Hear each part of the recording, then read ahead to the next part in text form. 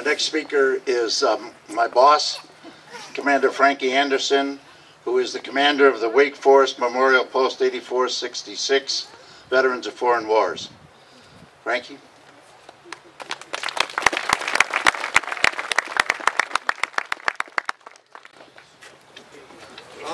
Sitting here looking out throughout the crowd, I've noticed that we have, somebody reminded me, there's over,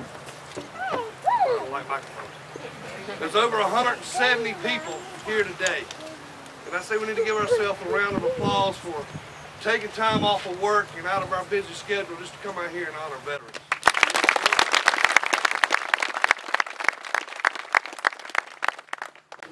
Each year, more than 51,000 high school students across the country enter a contest to win grants up to $2.2 million that's sponsored by the VFW. The name of this program is the Voice for Democracy. This year's theme is there pride serving in our military? Our post had 3 applicants. The one we chose, we've asked to come here to give her speech to all of y'all.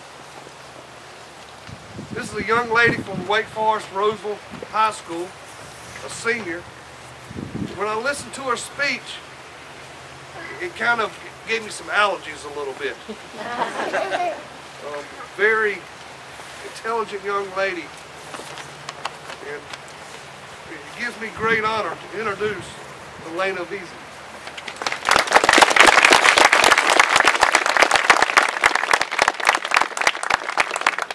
Winning this contest, she'll go up and compete nationally and statewide.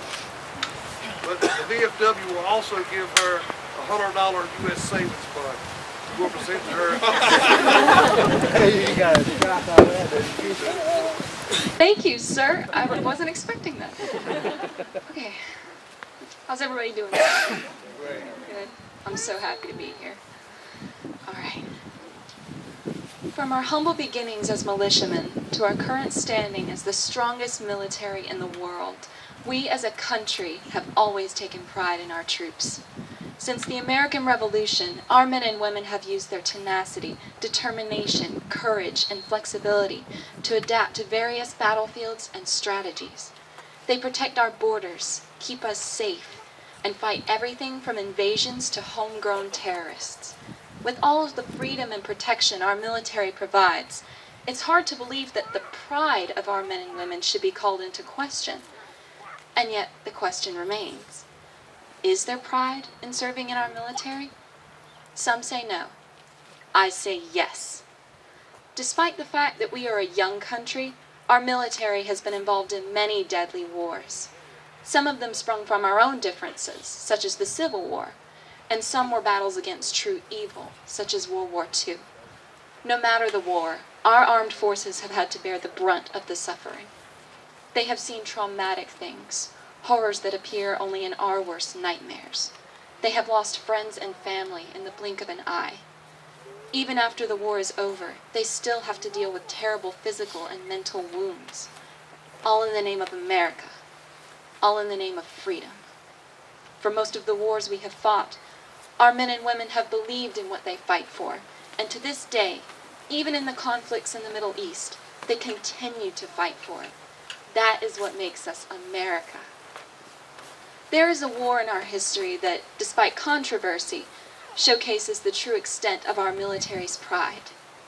The merits of the Vietnam War have been disputed for decades. While they fought in those treacherous jungles, our military was forced into a combat style never before seen. Every day, questions of who they could trust among the Vietnamese arose. Messy tactics were used on both sides. Thanks to the technology and media coverage, this was the first war that Americans were truly able to experience. And for many, it led to the demonization of the military. When we finally pulled out of Vietnam in 1973, the American forces came home, not to a congratulatory crowd, but a condemning one.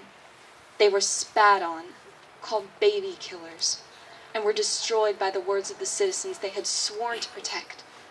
But they did not fall. No. Our men and women held their heads high and knew that they had served their country. Even if they couldn't understand the exact reason why they had fought, they knew that they had upheld the values of America. And thanks to time, we are now realizing what they already knew. Their pride was never compromised. Our troops have made sacrifices that most of us only dream about. They are always on call, always ready to defend. At a moment's notice, they may be deployed, leaving behind family, friends, and in many cases, their young children in order to fight. Why do they do this? For the sake of our safety, for the sake of the very children they leave. They fight to protect the world we live in so that one day it will be a safer place, so that their children won't have to bear arms, so that we can continue to be our own rulers, and other countries that desire the same thing will be able to achieve it. That is what drives them, what keeps them going through all of the atrocities of war. That is their pride.